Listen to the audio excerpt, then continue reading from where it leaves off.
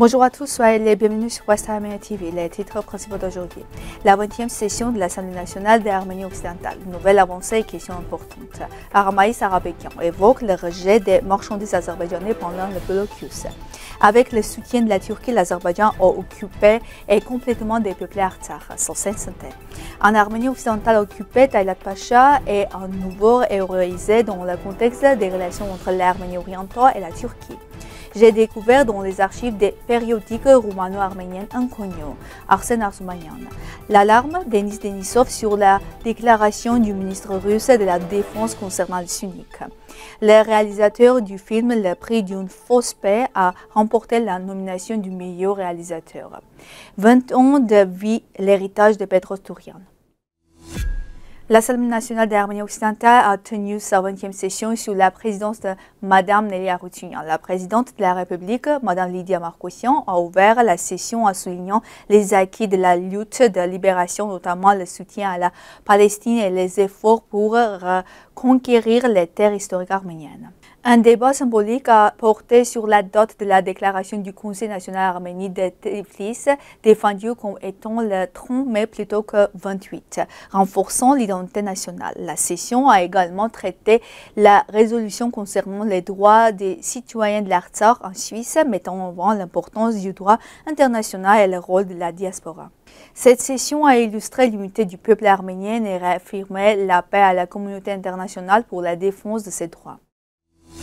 Le député d'Artsakh, Armaïs Arabekian, a partagé sur Facebook plusieurs épisodes du blocus illustrant la dignité du peuple arménien. Il évoque les tentatives des soldats de la paix russe de vendre des cigarettes et des sucreries d'origine azerbaïdjanaise à des prix réduits, souvent rejetés par les Arméniens. Certains vendaient même les produits dans des boîtes à chaussures. Arabekian se souvient d'un voyage vers l'Arménie où les passagers ont refusé les bonbons offerts par les autorités azerbaïdjanaises malgré la rareté. Même les enfants n'y ont pas touché. Ces gestes symbolisent, selon lui, non un rejet des produits, mais la dignité et la résilience des peuples en période de crise. À l'initiative de la Sarsen-Sentek Arerkin II, catégorie de tous les Arméniens, une conférence internationale s'est tenue à Berne du 26 à 28 mai intitulée Liberté religieuse, préserver le patrimoine spirituel, culturel et historique arménien en Artsakh. L'événement a été organisé par le Conseil œcuménique des Églises et l'Église protestante de Suisse.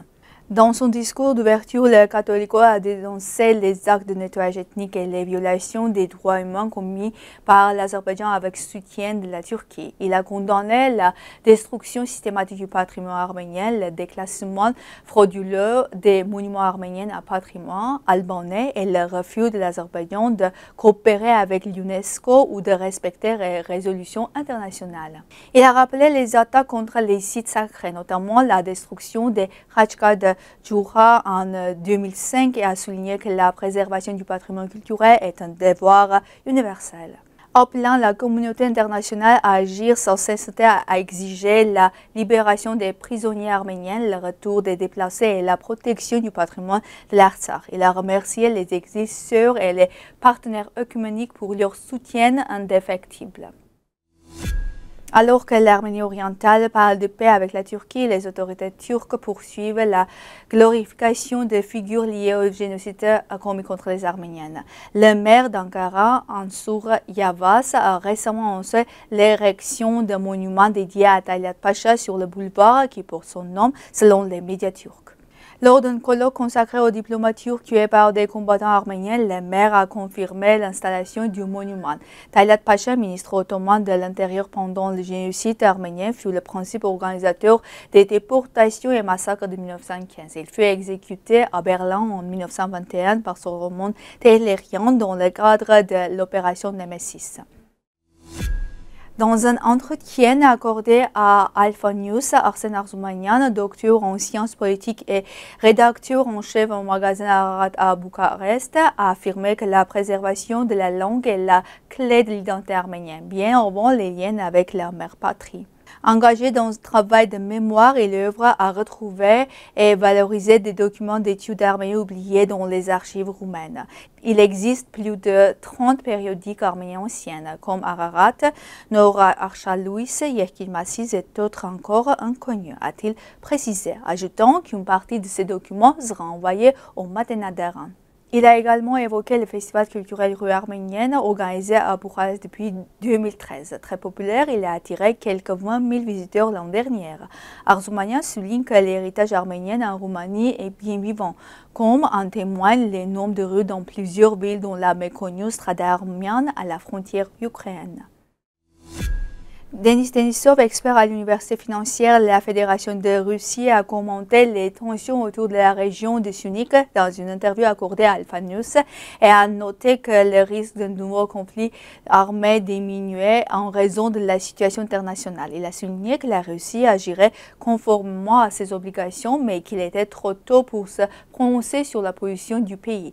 Denisov ne croit personnellement pas à l'imminence d'une nouvelle guerre. Mariam Yeroyan, réalisatrice du film Le Prix de la Fausse Paix, a remporté la nomination du meilleur réalisateur au Festival international du film TIFA, Theatre International Film Awards, qui s'est tenu au Brésil. Petros Tourian, un génie fauché à 20 ans, une œuvre immortelle. Si l'ange cruel d'amour descend sur moi avec un sourire éternel. Ma douleur et mon âme sont mes bourreaux. Sache que je suis toujours vivant. Ces vers résument à eux seule l'âme tourmentée de Petros Tourian, poète emblématique de l'Arménie occidentale du XIXe siècle, disparu à seulement 20 ans, mais dont l'œuvre continue d'émouvoir. Né le 20 mai 1851 à Constantinople dans une modeste famille de forgerons, Tourian connaît très tôt les affres de la pauvreté. À 6 ans, il entre au séminaire SIF et en sort diplômé en 1867. Malgré les obstacles maternels, il nourrit une passion tenace pour la littérature. Tourian gagne sa vie comme pharmacien et précepteur, mais c'est dans la poésie et le théâtre qu'il trouve sa véritable vocation. Tantôt auteur, tantôt comédien, il reste néanmoins un esprit solitaire, souvent incompris. Ses poèmes d'une intensité poignante sont empreints de tristesse, de révolte et de méditation existentielle. Parmi ses œuvres marquantes, le Tchaka, Parole de l'âme humaine, elle ode à l'amour idéal, Ma mort, méditation sur la faim, Tertunge qui crie contre l'injustice. Tourian laisse aussi derrière lui plusieurs tragédies historiques, dont Artaxerxès le Grand, la chute des richesses d'Archagonie et la destruction de la capitale d'Ani. En 1871, la tuberculose le frappe. Il éteint quelques mois plus tard, le 2 février 1872, à l'âge de 20 ans. Son œuvre, traduite dans de nombreuses langues, reste une flamme vive dans le panthéon littéraire arménien. C'est tout pour aujourd'hui. Merci d'être avec nous. Au revoir.